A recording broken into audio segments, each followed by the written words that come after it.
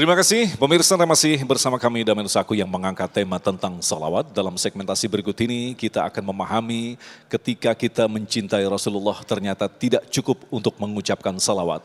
Tetapi bagaimanakah kita meneladani adab agung yang dimiliki oleh Rasulullah. Inilah tema yang akan disampaikan oleh guru kita Syekh Muhammad Jaber. Kami persilakan.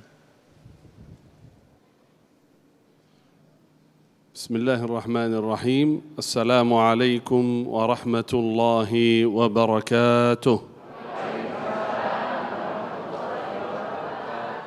Alhamdulillahi rabbil alamin. Alhamdulillahi hamdan kathiran tayyiban mubarakan fih. Allahumma lakal hamdu hatta tarda, wa lakal hamdu idha radit, wa lakal hamdu ba'da ar-ridha.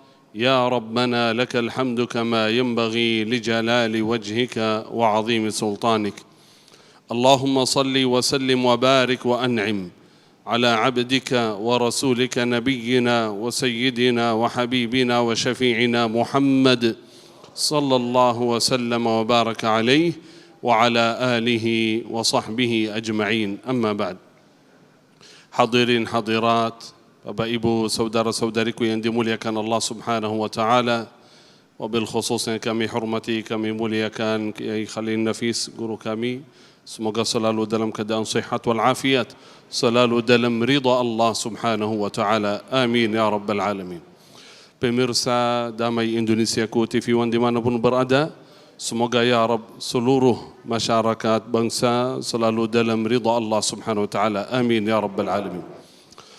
أعوذ بالله من الشيطان الرجيم. بسم الله الرحمن الرحيم. إن الله وملائكته يصلون على النبي يا أيها الذين آمنوا صلوا عليه وسلموا تسليما. اللهم صل وسلم وبارك على عبدك ورسولك نبينا وحبيبنا محمد وعلى آله وصحبه أجمعين. Saudara yang dimuliakan Allah Subhanahu wa taala, Nabi Muhammad sallallahu alaihi wasallam adalah seorang yang paling dicintai oleh Allah Subhanahu wa taala. Siapa di antara kita yang ingin mendapatkan kecintaan Allah, salah satu cara mudah mencintai Nabi Muhammad sallallahu alaihi wasallam. Karena Allah mencintai Nabi Muhammad sallallahu alaihi wasallam dan Allah mencintai siapa yang mencintai Nabi Muhammad sallallahu alaihi wasallam. Kita ingin mendapatkan kecintaan Allah. Bagaimana caranya? Bagaimana cara kita mendapatkan kecintaan Allah? Ridha Allah Subhanahu wa taala, tidak ada cara, tidak ada jalan kecuali melalui wasilah Nabi Muhammad sallallahu alaihi wasallam. Tidak ada cara yang lain. Karena itu Allah Subhanahu wa taala menciptakan Nabi Muhammad sallallahu alaihi wasallam dan menjadikan Nabi Muhammad sallallahu alaihi wasallam uswatun hasanah, teladan yang terbaik. Laqad kana lakum fi Rasulillahi uswatun hasanah. Bagi siapa? Bukan bagi siapa-siapa. Hanya bagi siapa? Liman kana yarjullah. Siapa yang mengharapkan ridha Allah, siapa yang mengharapkan kecintaan Allah, itulah orang yang mengikuti Nabi Muhammad sallallahu alaihi wasallam.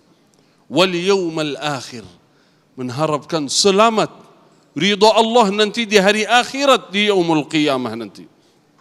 Karena tidak ada seorang yang bisa masuk ke dalam surga kecuali melalui syafaat Sayyidina Muhammad sallallahu alaihi wasallam.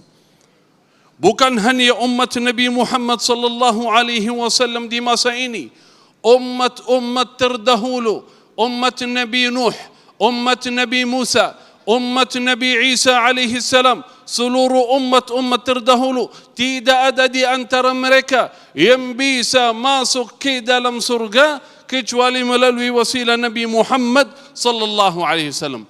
Itu namanya asy-syafa'atul 'uzma di yaumil qiyamah.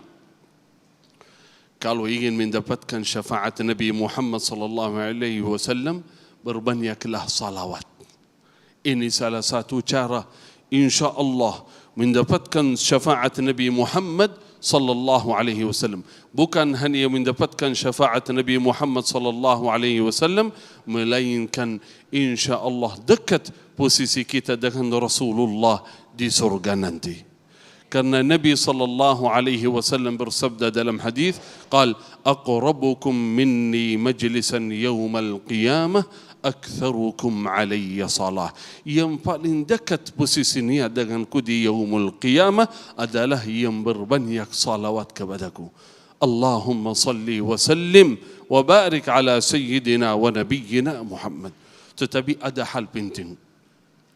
Orang yang mencintai Rasulullah sallallahu alaihi wasallam, orang yang selalu membaca salawat kepada Nabi Muhammad sallallahu alaihi wasallam, seharusnya kehidupannya dari pagi sampai malam sesuai apa yang dicintai Rasulullah sallallahu alaihi wasallam.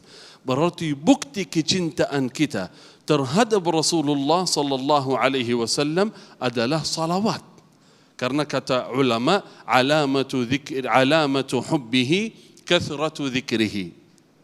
Kata ulama, alamatu hubbihi kathratu dzikrihi. Tanda seorang mencintai Rasulullah, berbanyaklah menyebutkan nama Rasulullah sallallahu alaihi wasallam. Artinya berbanyaklah salawat. Dan orang yang berbanyak salawat kepada Nabi Muhammad sallallahu alaihi wasallam, seharusnya apa yang dicintai Rasulullah dia mengikuti, meladani Rasulullah. Karena tidak sesuai ketika kita selalu membaca salawat, tetapi sunnah-sunnah beliau, amalan-amalan beliau kita tidak mengamalkan. Karena bukti kecintaan selain salawat, mengikuti langkah Rasulullah sallallahu alaihi wasallam, mengikuti amalan sunnah Rasulullah sallallahu alaihi wasallam dari pagi sampai malam. Cara makan, cara minum, keluar dari rumah, masuk ke rumah, cara pakai baju, cara lepas baju, cara salat, cara zikir, cara doa. Bagaimana Rasulullah, cinta apa? Kita mengikuti Rasulullah SAW. Itulah orang yang mencintai Rasulullah sallallahu alaihi wasallam. Wallahi saudara, kehidupan kita tidak mungkin lancar kecuali kita kembali kepada Rasulullah sallallahu alaihi wasallam. Karena apa? Karena dunia ini diciptakan oleh Allah. Allah menurunkan Al-Quran dan As-Sunnah itu sebagai aturan. Bukan hanya untuk hafal saja, tetapi aturan, pedoman kehidupan kita. Ini siapa di antara kita yang ingin mendapatkan kecintaan Allah, ikutilah kehidupan Rasulullah sallallahu alaihi wasallam, karena kehidupan beliau adalah yang terbaik. Berarti kalau kita memilih sunnah dan mengikuti amalan Rasulullah sallallahu alaihi wasallam, selain mendapatkan ridha Allah, selain mendapatkan kecintaan Nabi Muhammad sallallahu alaihi wasallam, yakin dalam hati bahwa itu adalah yang terbaik. Cara minum Rasulullah itulah adalah terbaik. Itu yang terbaik bagi kita, bagi kesehatan. Selain di akhirat nanti, dunia agar dunia dimudahkan oleh Allah, agar dunia dilancarkan oleh Allah, agar urusan kita dimudahkan oleh Allah, kita mengikuti Rasulullah sallallahu alaihi wasallam. Karena apa yang beliau amalkan itu adalah yang terbaik. Wallahi dunia selamat, akhirat selamat. Karena Rasulullah sallallahu alaihi wasallam. Bayangkan, saya kasih contoh. Sebelum Rasulullah diutus, sebelum Rasulullah menjadi Rasul, sebelum bi'thah, masih bayi. Itu namanya Muhammad, bukan Rasulullah, betul? Itu Muhammad. Tetapi bayangkan, ketika Halimah Sa'diyah membawa Muhammad ini. Apa yang terjadi? Barakah kehidupannya. Sebelum datang ke Makkah, ketika naik ketika Halimah naik bukan unta, ketika naik kendaraan itu salah satu hewan itu namanya apa namanya Yesus? Bantu. Namanya al-baghlah itu, kayak keledai itu. Kayak keledai itu tapi bukan baghlah. Ketika Halimah Sa'diyah itu bawa itu dari kampung ke Makkah, itu jalannya pelan-pelan, lemah, enggak bisa jalan, sakit, dan anaknya Ibu Halimah Sa'diyah radhiyallahu anha tidak bisa memberikan susu atau apa untuk anaknya. Ketika pulang dari Makkah ke kampung, bawa Muhammad, belum Rasulullah ya, tapi di ilmu ghaib Rasulullah SAW, belum diutus, hanya ada hubungan dengan Muhammad, Allah memberkahi kehidupan Halimah As-Sa'diyah radhiyallahu anha. Pulang ke kampung, luar biasa.